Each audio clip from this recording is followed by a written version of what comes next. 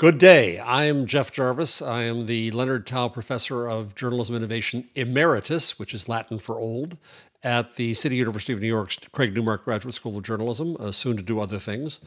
And I am here today with three esteemed guests internationally to talk about regulation that's occurring around news and platforms and the internet. The context of this is, as I understand it, we're talking mainly today to policy folks. The context of this is there's a lot happening in the U.S. Of course, there's been the JCPA, the Journalism Competition Preservation Act, that's been sitting around in Congress. There was legislation recently in New York that benefits only print, not digital or online outlets. Similar legislation going on in Washington, legislation in Illinois, and then I testified in California about the two pieces of legislation that were there. And of course, you probably heard already that instead there was a negotiated deal with Google, and they hope other technology companies to come.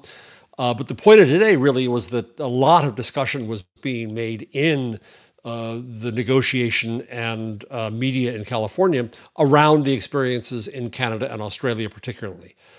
This saga begins with Germany's Leistungsschutzrecht, the ancillary copyright, into the Spanish link tax, into the EU copyright directive, into Australia's media bargaining code, into Canada's C18, and now into various efforts that I just listed in the US. The news industry, which I understand is soon to descend upon Washington to discuss legislation there, in California, was arguing that for them, Canada was a great success. Whereas I know from the people I talk to in media in Canada, it was the opposite. And so we want to go to the folks who have the experience today and hear more so that it can inform the discussions that will continue in policy circles around this relationship of news and technology. So I'd like my three guests to introduce themselves. Michael, why don't you start? Sure, happy to, and really happy to be here. My name is Michael Geist. I'm a law professor at the University of Ottawa, where I hold the Canada Research Chair in Internet and E-commerce law, focused on a pretty broad range of digital issues, but in the context of Bill C-18, or the Online News Act in Canada, I was vocal, appeared before both House and Senate committees, wrote quite a lot about it, and have continued to follow it actively. Erin, if you could introduce yourself. Erin, do you hear me? Sorry, the mute button was taking a minute to unmute there. Sorry about that. My name is Erin Millar. I'm the co-founder and CEO of IndieGraph. IndieGraph is a technology and services company that provides support to over 130 community, mostly local news organizations across Canada and the US in English, French, and Spanish. And I'm based in Canada, and I'm also the chair of the Canadian Journalism Collective, which was the new nonprofit that was selected by Google to distribute its $100 million contribution to the Canadian news ecosystem. And Paula. Hi everyone. My name is Paula Bernardi. I'm working with an Internet Society as a senior advisor for policy and advocacy. I'm based in São Paulo, Brazil. The Internet Society is a global non-profit organization, and it represents the technical community of the Internet. We were founded in 1992, and we carried a mission to maintain the Internet open, globally connected, secure, and trustworthy infrastructure. And we have been actively monitoring the discussions around the online news proposal in Canada, and now monitoring the implementation of the Online News Act. And we're also actively monitoring how this is spreading to other jurisdictions, such as the United States and Brazil. God's work, Paula. Thank you. So I want to, at the beginning here, have Michael go through a few minutes about C18 and explaining it to those who know what it does. Erin, because she's going to be involved in the implementation, give us an update on that. Then start to talk about the impact it's had and what we know from the market experience there. And then Paula talking about the larger issues of copyright, and then we'll have an open discussion. So Michael, why don't you start with a brief education about C18? Sure, happy to. So I think the starting point actually certainly predates C18. As I think everybody will recognize, there have been challenges within the media sector. And I think it's fair to say the Canadian government was really sensitive to that, but had some reluctance to get involved, in part because the more government gets actively involved in an independent media sector, there are fears that it compromises some of that independence. It sort of, in some ways, put its toe in the water back in 2016, where it began to explore different granting programs, including a local journalism initiative, which was really one of its first real attempts to try to provide support for journalism as opposed to the companies themselves, with arm's length funding for grants to fund actual journalists focused on specific issues. It expanded it significantly into the hundreds of millions of dollars Canadian, focused specifically on tax credits through something known as the Labor Journalism Tax Credit, was really the centerpiece of a number of different initiatives. A couple of years later, it included a digital subscription tax credit, but that didn't really move the needle much. The Labor Journalism Tax Credit, though, which covers up to 25% of at the time, 25% of the salaries of different journalists within accredited news organizations. We can get into that. That raises a particular complexity, but it's largely around what we would think of as print and certain digital, though not broadcasters, worth up to about $13,500 per journalist was then brought in. That brought a lot of money into the sector, but it was still not viewed as enough. And that brought us to the Online News Act, or Bill C-18, the notion of which was to try to require large internet platforms, really Google and Meta, to negotiate deals. And the framework of the Canadian law was largely similar to what had taken place in Australia. You had both many of the media companies and some out of Australia saying that it had been a success, requiring some sort of negotiation, ultimately leading up to payments. And so the Canadian government tried to follow much the same path. I think it's fair to say that they were warned repeatedly that the Canadian model and was one that, if it was enacted in the form that the government had proposed, largely based on identifying the platforms that would be required to negotiate this, and as I say, that amounts at the moment really just to two, Google and Meta, on the one hand, then identifying who the beneficiaries would be, and that was much broader. So it was all those entities that were beneficiaries of the tax credit, but then expanded to include broadcasters, including our public broadcaster, the CBC, and then establish a framework whereby either they negotiate a series of deals overseen by our broadcast regulator, the CRTC, to determine whether it would meet the policy objectives that the government had established in the bill. And that, of course, would include things like they wanted to ensure that it was broad-based and that it would address some of the real concerns that they had. And the sort of the hammer in behind all of this is that if those companies were unable to negotiate that deal, they would be pushed into a mandatory arbitration process using baseball-style final offer arbitration. Both sides put forward a particular figure and a decision is made. It's pretty clear that the large tech companies wanted to avoid that. And so the real goal is to force some sort of negotiated settlement. When that bill was introduced, I think it's fair to say that both Google and Meta made it clear that the framing of this legislation, which was at its heart about requiring these companies to pay for linking to news, because they were not publishing full text of these articles. Instead, they were simply linking and referring the traffic back to the original publishers. If there was a requirement to pay for those mandated links to news, they would simply stop linking. And I don't know that the government took this all that seriously. They looked at the Australian experience where similar rumblings had arisen, and they said, well, we don't really think you're going to go ahead with this. But the companies were consistent. And in the case of Meta, they carried that throughout the process. The legislation passed last June. And in Canada, for more than a year now, there have been no links to news on large Meta platforms like Facebook and Instagram. And so they followed through with that, and we can get into what that has meant for the news sector a bit later. In the case of Google said similar kinds of things, but it was always clear that their economic analysis was a bit different. They were open to paying something, but they weren't open to paying the kind of money that the government had in mind, the industry had in mind. And they felt that there were some significant problems within the legislation itself, the way that it functioned. And the government had left a bit of wiggle room because it had regulations to establish some of the implementation side of this legislation. And over a 6-month period last year, during which the government set to establish these regulations, they were effectively negotiating directly with Google to try to see whether or not they could reach a deal. They ultimately did.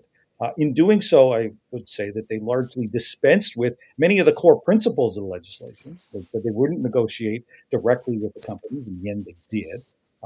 They actually got far more involved in how the money might get allocated as well, at least on an industry percentage basis. But at the end of the day, they were able to reach a deal, in which Google agreed to pay 100 million Canadian a year. They changed the structure somewhat of how this would go about, with creating a new, essentially, collective to negotiate on behalf of the industry. And I know that we'll hear about that in just a moment. And I'll end by just noting that we are now at this stage of trying to sort out the specifics. But even as we do, in the case of Google, they already had deals with large numbers of companies. Those deals effectively get folded into the 100 million. So it's not 100 million in new money. And the deals that Facebook had with many entities, those are gone.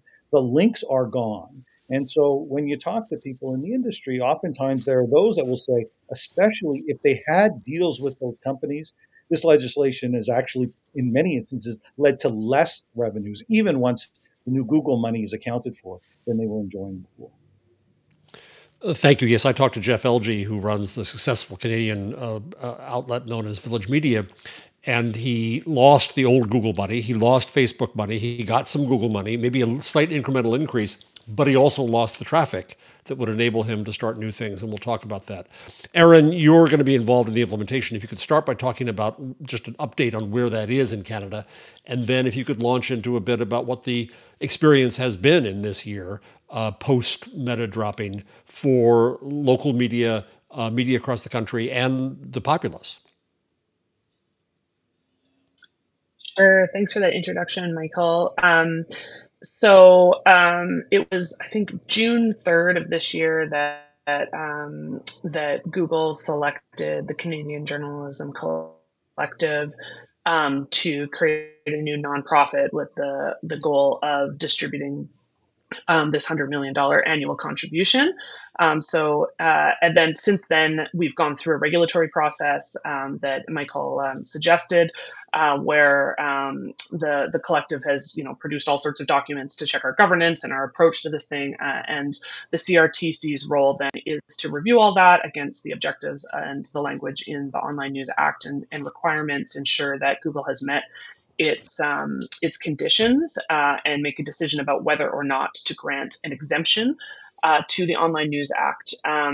In terms of where we're at in that process, we've now the collective has submitted all of its key documents, and that the public consultation, which took about 9 weeks in the end, is now closed, and the CRTC has received about 85 submissions from other groups, either supporting, asking hard questions, looking at our governance and offering comment on that. And that bulk of material, which is on the public record, is what the CRTC is looking at.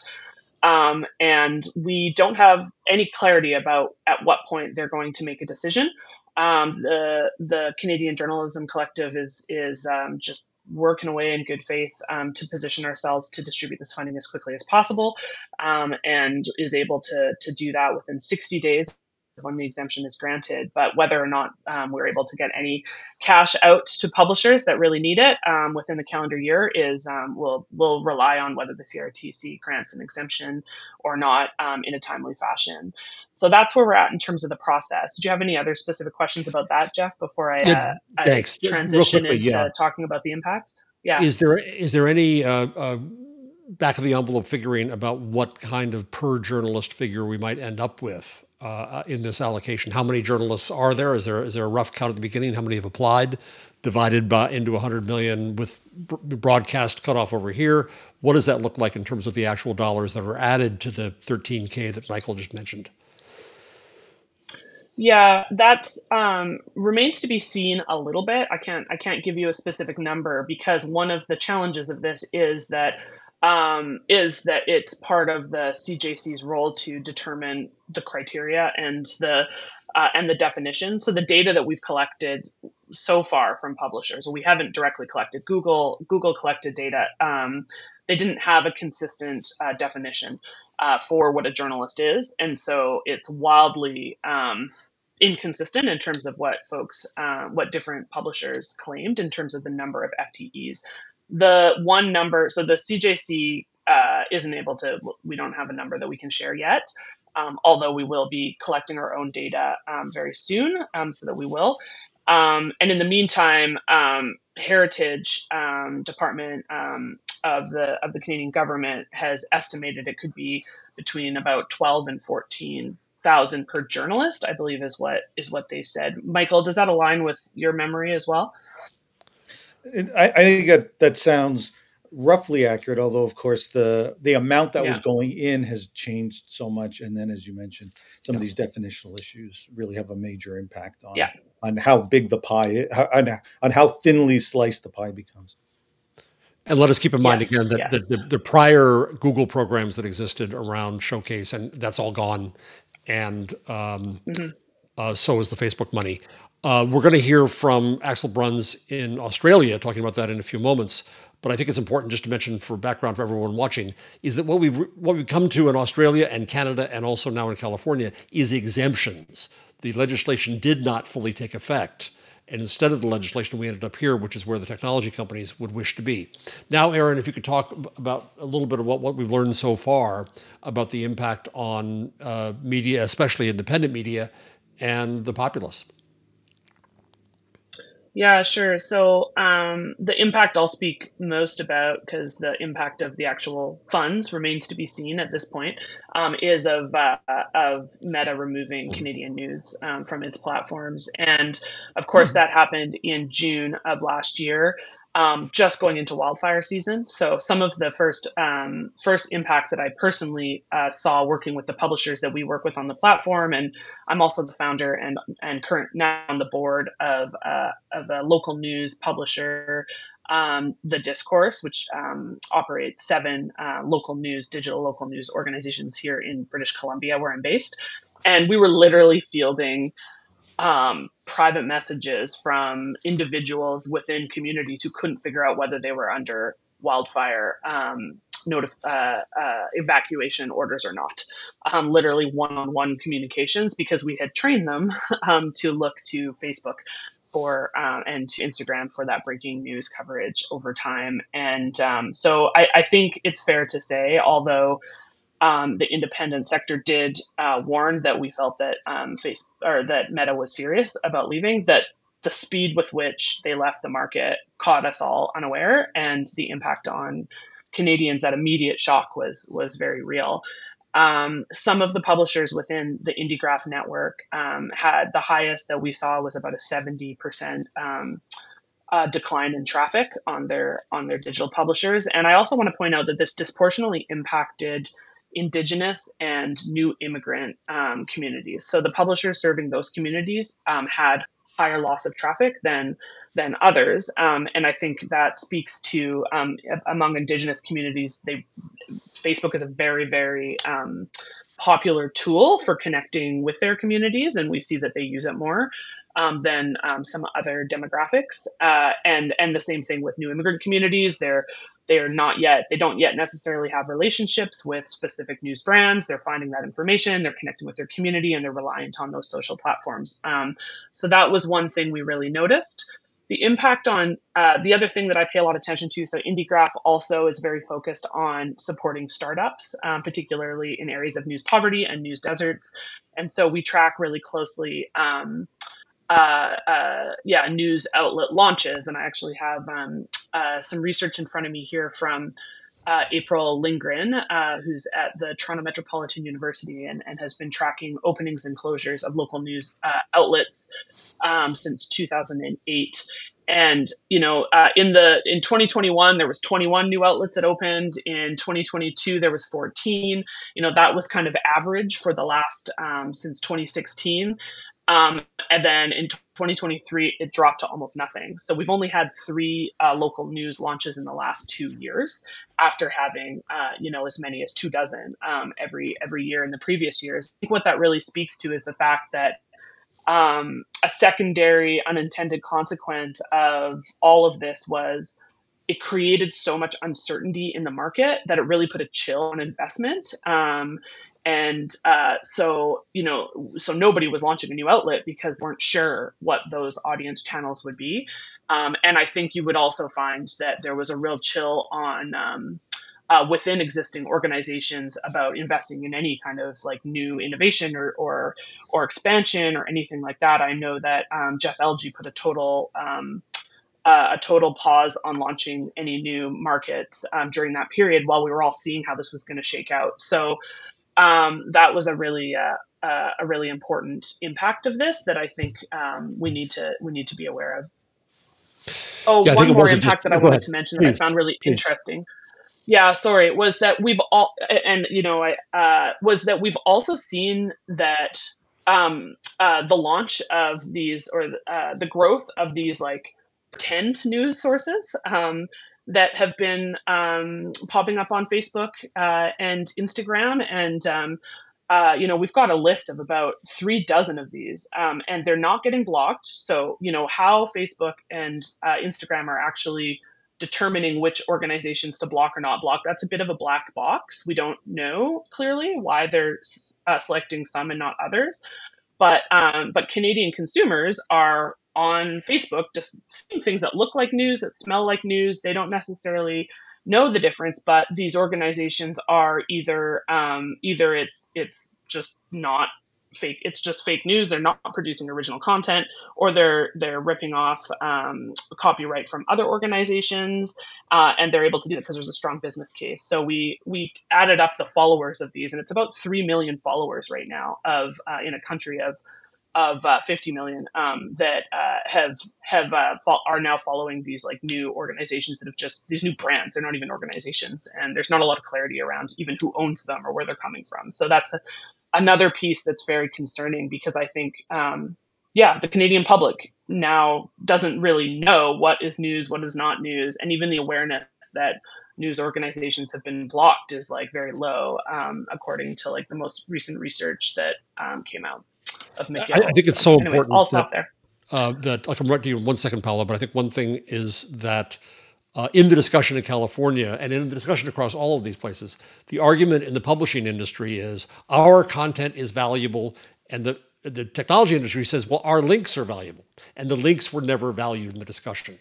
What the market tells us in Canada is that in I know of at least 3, if not 4 independent studies of Facebook's traffic, they didn't lose anything by dropping news, but news sites lost up to 70% of their traffic and 80% of their social and can't start new things. So the market told us that the links are terribly valuable to the publishers. The publishers' content is not valuable to the platforms, and that's not been included in these discussions. Paula, thank you for your patience here. If you could bring the international perspective and the larger perspective of where it's going, not just Brazil, but the basis of this as a what's underlying all this is a copyright fight. You're muted. Now it's good? Now you're in. Yeah. Today I was actually talking about this with my colleagues at ISOC, because Brazil is going through a wave of fires in the Amazon region. I don't know how much this is coming out in international media. I live in São Paulo, which is southeast of the Amazon region, but my city has been experiencing direct consequences. Yesterday, really, we ranked as the city with the worst air quality in the world. And I was linking this to what Erin was saying, because when I see how the link text proposals are proliferating in other jurisdictions outside Canada and Australia, and how it impacts the ability of internet users, especially in communities, they're heavily dependent on Facebook to access information. It brings me to how to exactly the consequence in the wildfires in Canada that Erin was mentioning. And I think that brings us to how this is a very, it's larger and it's cross-border, such as the internet. So the Internet Society has been monitoring this and has been worried about how this is spreading through other jurisdictions. In Brazil, this was first a link tax scheme, not exactly as it is as it is stated in the Online News Act, was first introduced in what we call as the fake news bill, which was being discussed in Brazil since 2020. It's now almost not going forward anymore. But this year we had the proposal for the link tax moved to a copyrights bill. So it's not sitting anymore under the fake news bill, what would be called like a content moderation or intermediary liability regime change. In Brazil, it's now sitting under the copyrights bill. It's also a proposal that is not really moving forward so fast. And what we have been discussing with the government is they're really worried about journalism sustainability and how to approach this.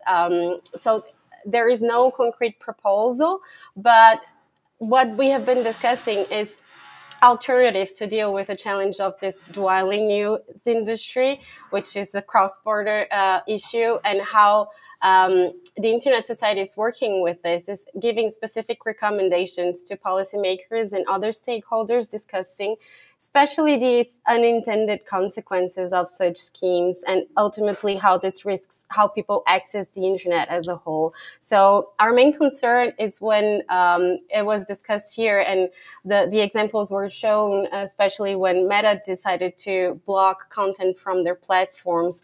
And the result that we are seeing is how this harms mostly smaller media businesses and the population in general, so businesses that work on the internet.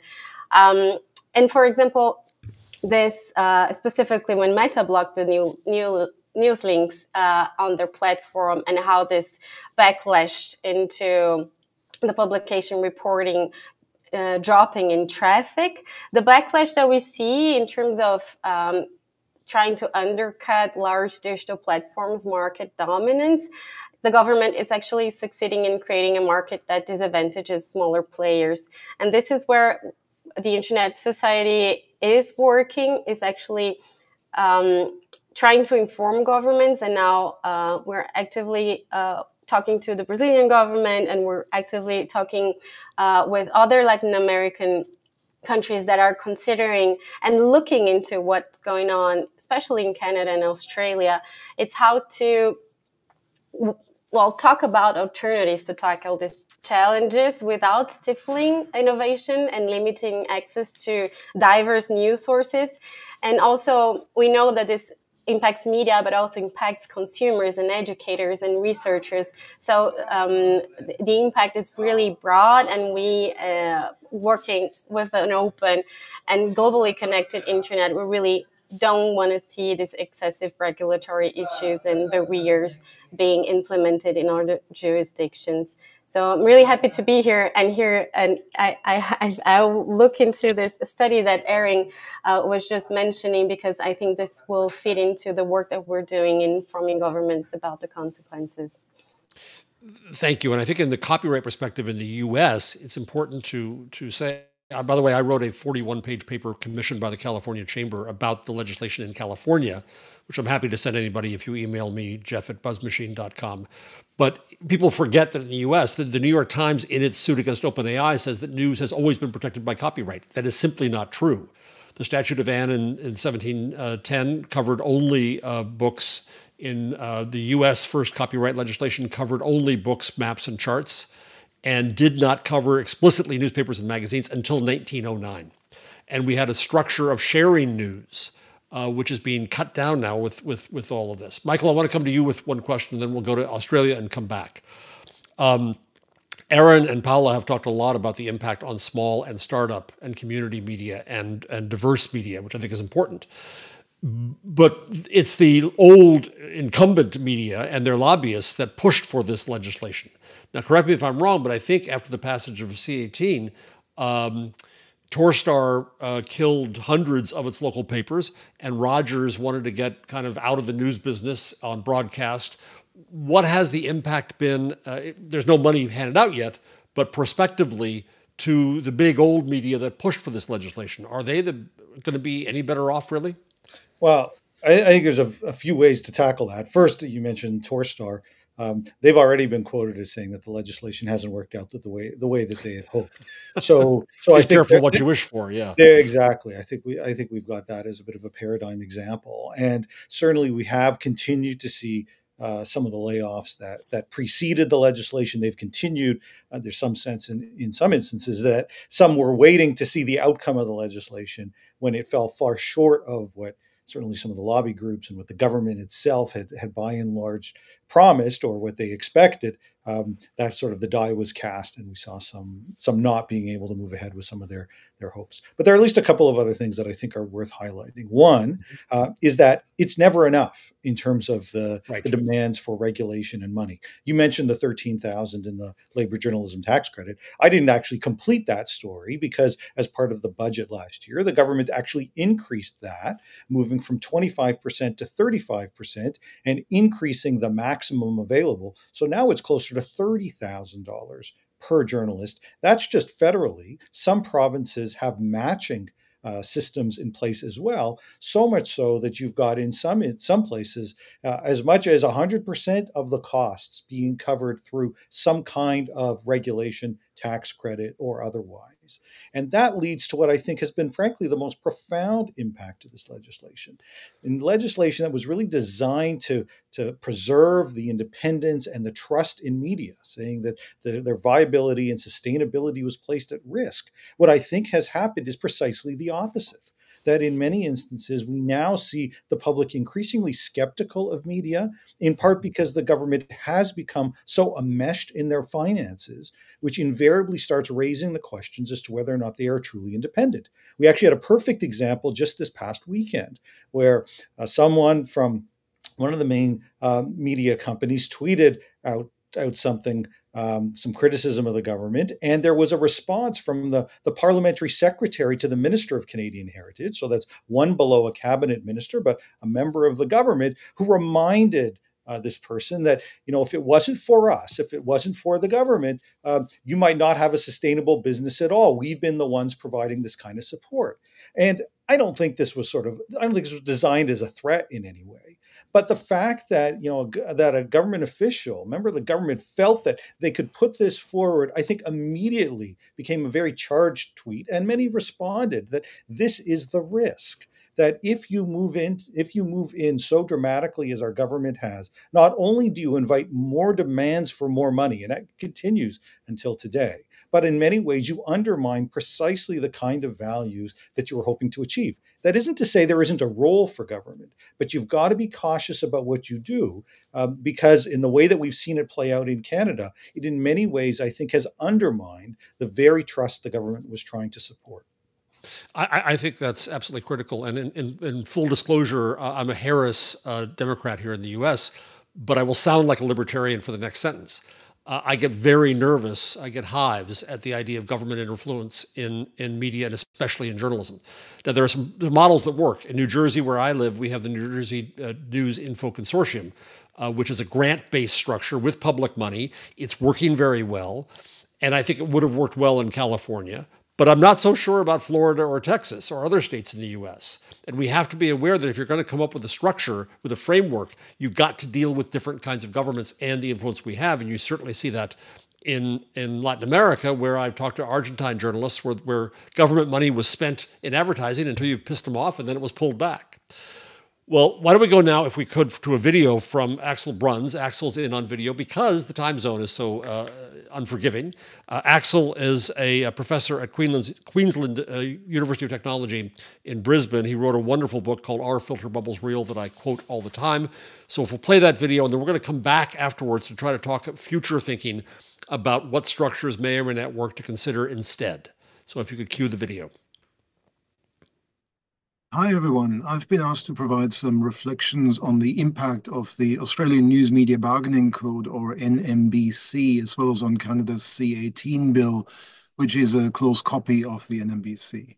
I'm a professor and Australian Laureate Fellow in the Digital Media Research Centre at Queensland University of Technology, where we have also recently assessed the NMBC's consequences as part of a submission to a current Australian federal parliamentary inquiry. And I'll base my remarks in part on that submission. Given the time zone differences, we thought it would be best if I pre-recorded this contribution rather than speak to you at 4 a.m. my time, but I look forward to any responses you may have. So, the central purpose of the Australian News Media Bargaining Code is to facilitate revenue sharing. The argument put forward by its architects is that Australian news media are missing out on online advertising revenue because of the dominant market position of major platforms like Google and Meta, and that a substantial share of that revenue is generated by those platforms because they are now where online audiences go to find out about the news. In other words, the logic is that if those platforms didn't exist, online audiences would go to the websites of news providers instead, and because of that, hypothetically, greater popularity, online advertisers would then also spend more of their money on those news sites and thereby finance the production of quality news. But since Google, Meta, and other platforms do exist, news publishers miss out on that revenue and quality news production suffers. I'll say more about whether that logic actually makes sense a bit later on. The NMBC then seeks to rectify the situation by essentially forcing platforms to negotiate with news publishers about sharing some of their online advertising revenue. There are two options here. Either they do so voluntarily, or the government designates them under the NMBC and thereby essentially forces them to share revenue.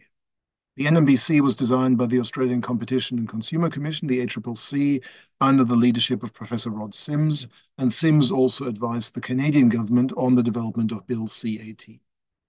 The NMBC was proposed in 2020 and immediately received strong criticism, especially from Google and Meta.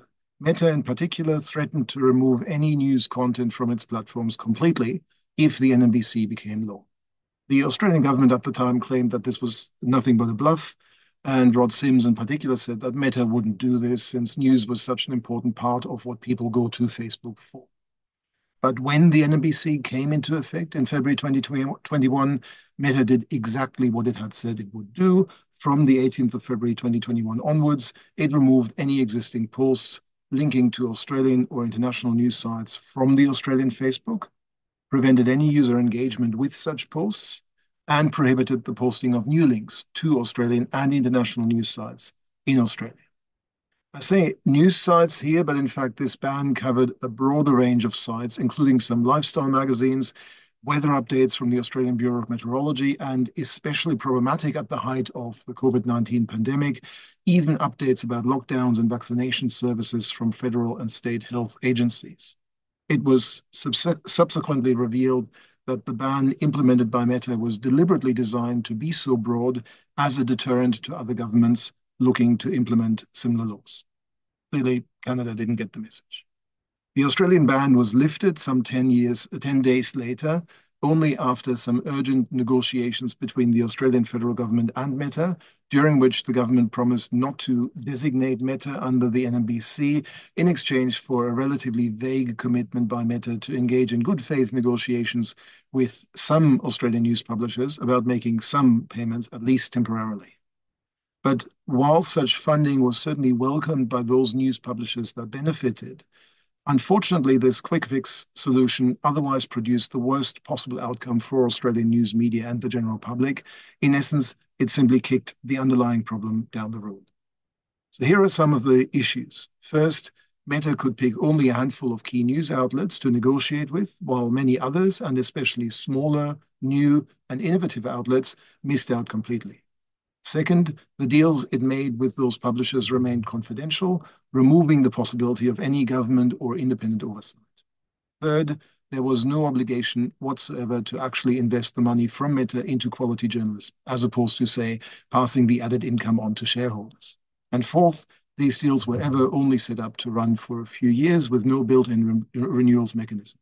So a brief stopgap measure that perhaps temporarily saved face for the then government, but did nothing to address long-standing structural issues in the Australian news media or even provide reliable investment in Australian quality journalism. By now, Meta has already announced that it will not renew these deals, and of course that globally it is looking to substantially reduce the visibility of news content on platforms like Facebook and Instagram. From what I know, the situation in Canada began in much the same fashion. As Bill C-18 came into effect, Meta responded by again removing all news content from the Canadian versions of its platforms, and then some, including in the early bans here, were also some news satire websites which were later reinstated. Here, however, there were no further negotiations or stopgap solutions. With both sides digging in, news content has been absent from Facebook in Canada since August 2023. So happy anniversary to our Canadian friends. The fundamental problem here is that the NMBC and C18 were always atrociously designed pieces of legislation. They address a serious problem, the sustained unprofitability of news production in the internet age, in the worst way possible, because they are based on fundamentally flawed assumptions. As I wrap up this brief contribution, let me outline some of these issues and offer some suggestions on how to solve them. First, the idea that news production is unprofitable because Google, Meta, and other platforms have somehow siphoned off online advertising revenue from its rightful place on news sites is simply wrong. The business model of news was broken when news publishers decided to give away their content for free on the internet back in the mid-1990s. Since then, audiences expect news to be free and show little inclination to pay for news subscriptions, except for very narrow specialty interests. 57% of Australians surveyed for the 2024 Digital News Report would not consider paying for news at all, for example. Second, the claim that news is actually important on Facebook, Instagram, and other major platforms is demonstrably incorrect too. Sadly, this claim is a favorite of news outlets as they argue for the NMBC, C18, and similar revenue-sharing mechanisms. News Corporation's CEO Michael Miller in Australia, for instance, appeared before Australia's current parliamentary inquiry to say, and this is a quote, Meta says that news makes up less than 3% of what people see on Facebook. That is not true. Actually, 48% of Australians get their news using a Meta platform. Allow me to unpack this. Yes, a substantial percentage of Australians get news from Facebook at least some of the time, though the 2024 Digital News Report puts this at 32%, not 48%. But of course, that doesn't mean that they explicitly go to Facebook for news or that news is the only content they engage with there. Rather, they'll often see news updates accidentally, serendipitously, while doing other things, which means that Meta's claim that only 3% of all the content that people encounter in their Facebook timelines is certainly plausible. Although, of course, Meta is itself an interested party in this debate and can't just be trusted at face value with its numbers either. But news executives like News Corp's Miller, who are making such arguments, are displaying a very selective innumeracy in their claims. It's essentially as if they are saying that if 32% or even 48% of all Australians are getting their tomatoes from the supermarket, it is utterly impossible that tomatoes make up only 3% of the total range of products we buy there. I'm sure I don't need to explain any further just how nonsensical that argument is. And indeed, and this is the third flaw in the NMBC and C18 frameworks, of course, the online advertising revenue has genuinely moved to the major platforms precisely because they are all-round services and don't just provide news updates. If the aim is to reach large audiences, why would companies advertise on news sites which, I'm sorry, cater for the fraction of the population that actually cares about the news and not on the popular general purpose platforms where consumers spend a substantial amount of their time day in, day out? But nothing in that shift of online advertising to where it can actually reach mass audiences these days says that this is somehow advertising revenue that the popular platforms of the internet age have somehow stolen from the once popular platforms of the print or broadcast age and must be corrected by law. That fundamental argument of the NMBC and C18, and especially of the drivers and supporters of such legislation in the legacy media industries, simply doesn't hold water. Now, none of this means that quality, critical, in-depth journalism doesn't deserve support. Of course it does. Such journalism is crucial to democracy and good governance, and if it is threatened by the fact that the commercial companies which have historically played a central role in providing it ignorantly broke their own business model when they moved online in the mid-1990s, then there is a very strong argument for implementing sensible mechanisms to support it. Governments around the world do so with other industries that are critical to their democracies, societies, and economies as well. For example, they subsidize healthcare, education, agriculture, or research. But they usually don't do this by randomly forcing one strong sector of the economy into negotiating to share revenue with another struggling one. We don't see the Australian government asking our profitable mining businesses to sit down with our unprofitable childcare companies to discuss how much money they should hand over. The sensible, obvious thing that happens here, and that should happen in the case of the news industries too, is that government creates a subsidy scheme funded from tax revenues.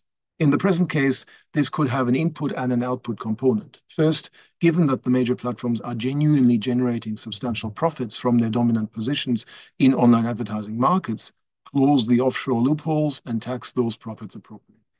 Second, distribute those tax revenues transparently to those news organizations that make a credible case for investment.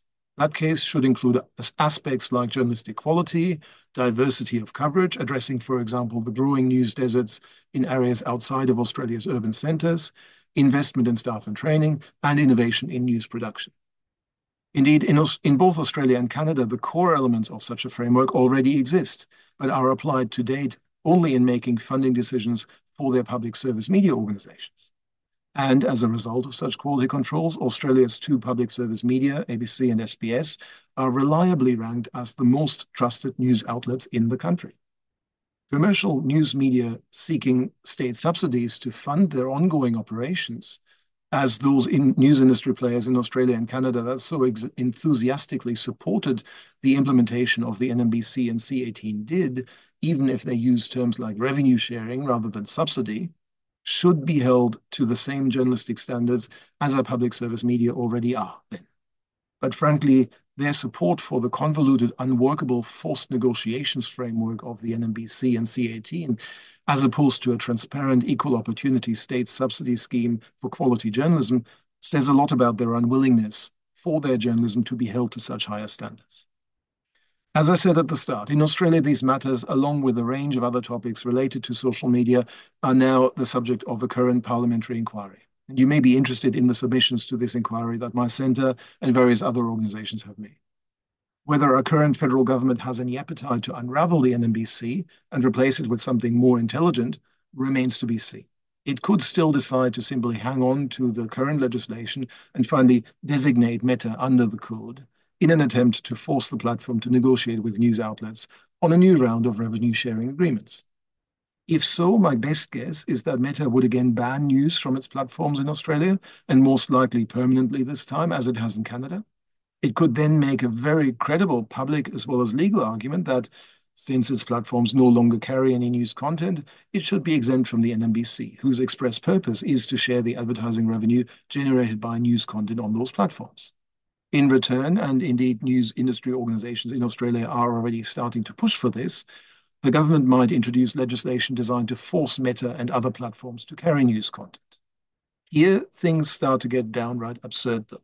In this case, the government would be forcing a platform to carry news content just so the government can then force the same platform to negotiate with news publishers to share some of the advertising revenue that the news content it is forced to carry is now generating. Legally and morally, that seems a dubious solution at best. And even its earnest consideration and endorsement by some advocates betrays just how broken the business model of commercial news now is. Surely, at some point, the realization must sink in that accepting government subsidies for quality journalism is actually the more sensible path forward. And on that hopeful note, let me end my remarks and again thank the organizers for their invitation to speak. I'm very sorry I can't be with you live and in person, given the time differences, but I hope this has been useful and look forward to any responses you may have. Thank you very much.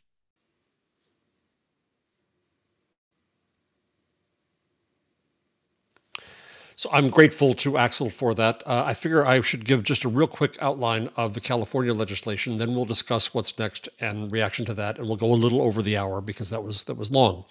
In California, the first year, Google will put up $15 million and the state $15 million in a matching fund that will be allocated by an organization run out of University of California, Berkeley, on the basis of employment of journalism outlets, full-time and freelance.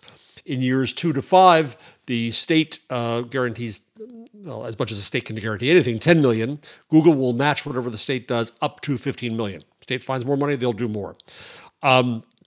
The board out of University of California, Berkeley's journalism school will have 2 members from the newspaper lobbyist organizations. The independent organization was kicked out to make room for that, which I find difficult.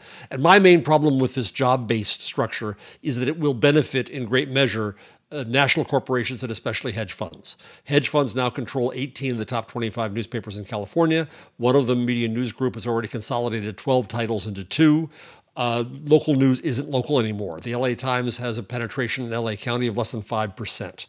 Much of this money is going to go to that legacy industry. Then in addition to this, there'll be a $5 million AI innovation fund that won't just be for news, but the hope is that other technology companies can be convinced to contribute to that and benefit the industry and keep innovation going. And in addition to that, Google, this is important to Google, they will continue and in fact expand their Google News Initiative and Showcase to $10 million. One of the things that bothered them in Canada, as I understand it, is that to make the $100 million magic number for Canada, that's why they got rid of those volunteer things. So Google can give more money to things like KQED's Quality News Sharing Network and to underrepresented news. Part of this fund negotiation was to originally have a quarter of the money going to underrepresented and small news, but the newspaper industry got that cut in half, because the newspaper industry looks out for itself. And that's the moral to a lot of these stories. So in the time remaining, plus a little, I'd like to just be forward-looking here and see from the 3 of you in turn, is there anything that government should be doing? Axel kind of addressed that in his video. And if so, what? Or is the lesson here that no, that's going to mess things up? Why don't we go in the same order? And Michael, why don't you start?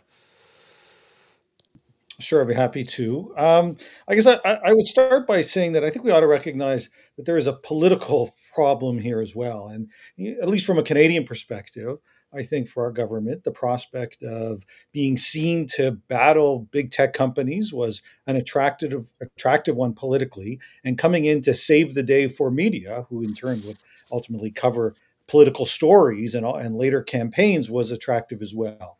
And I think part of the problem is that when you're coming at it from what seem to be political benefits without actually looking at the underlying effect on the sector itself, you are apt to ignore some of the kinds of risks that we've been talking about, that we just heard Axel talk about as well. And what you really are left with is this kind of never enough sort of approach, because you just keep going, you just see the industry going back again and again and again, because it doesn't, as Axel suggested, address some of the structural problems. Now, my view is that there is a role for government here, largely because I think there is a public interest in ensuring that we have access to quality news. And so if you believe that the market itself is so challenged that it can't do that without some measures to try to provide support, well, then that is where government can play a role. I could identify a number of different things. I think our public broadcaster ought to be playing a role here. I think it's involved in things that it shouldn't be involved with, and isn't doing enough to get involved in the things that it should be. And part of that, I think, is in support of local news and recognizing that local news has been paid for by the public. And so rather than supporting things like legislation premised on linking to that content, it should be doing precisely the opposite. And that is encouraging as broad dissemination and reuse of the very news that the public has effectively paid for. But unfortunately, at least in Canada, we don't see that from our public broadcaster.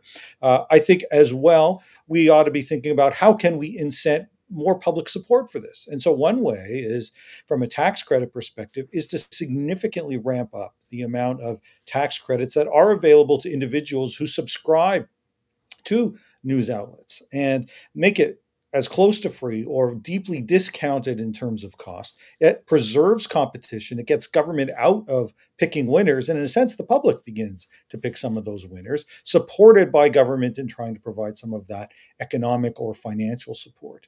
And then finally, if we are going to have actual tax dollars coming from government to support this, it needs to happen, if at all, through arm's length granting programs. It's not going to ultimately support the industry. It's there to support journalism. It is funded through general purpose tax dollars, not through these kind of boutique type of approaches. So I think there are different solutions out there. They haven't proven popular for a government because I think in some ways they don't get the kind of political benefit that they're hoping for. But if we're serious about both the importance of news and the desire to try to address some of the issues. Those are some of the kinds of things that I think we ought to be considering. Thank you. Let me just go to the subscription idea. I'm calling up my paper on the California legislation. Tell me if I'm wrong here.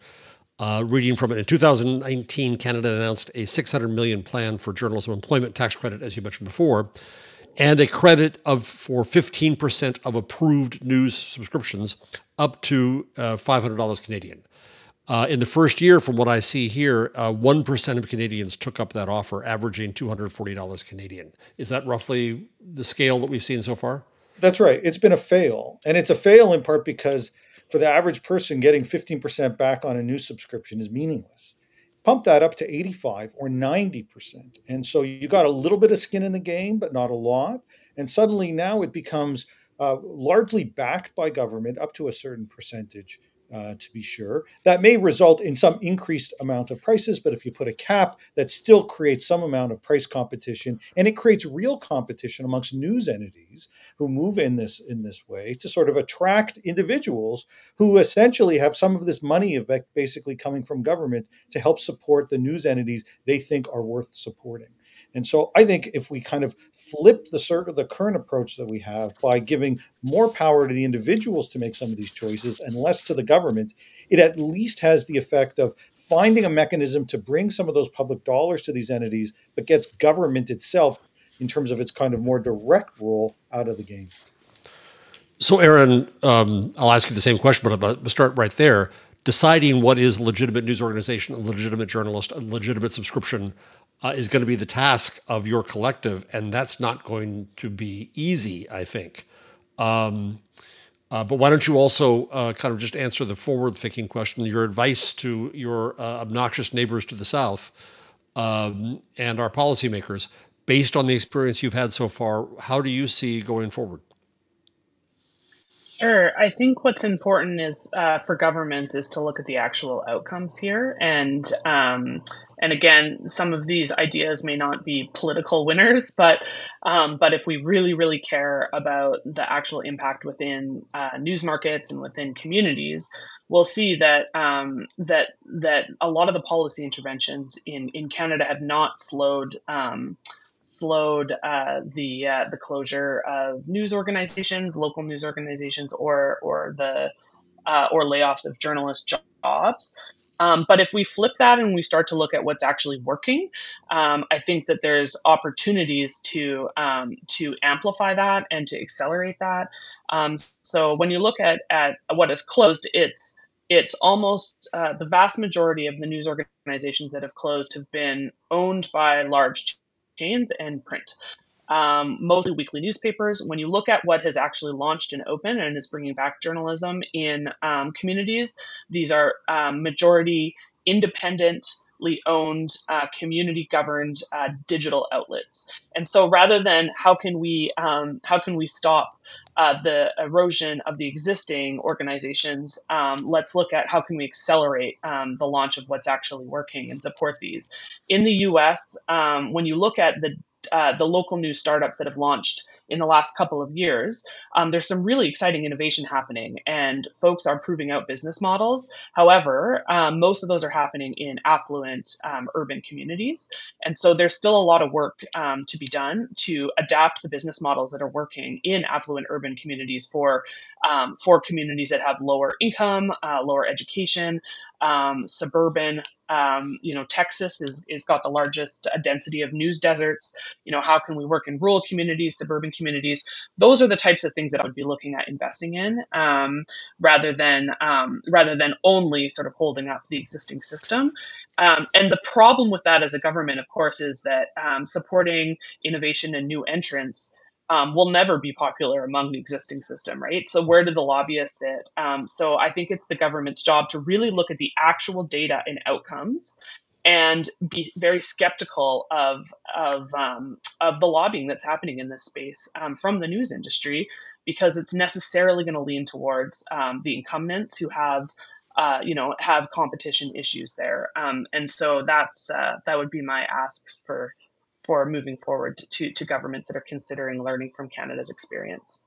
That's so important, and important to mention in that context is the JCPA, the federal legislation that's still hanging around in Washington, has a $100,000 revenue floor. So anything that's new and small gets no help whatsoever.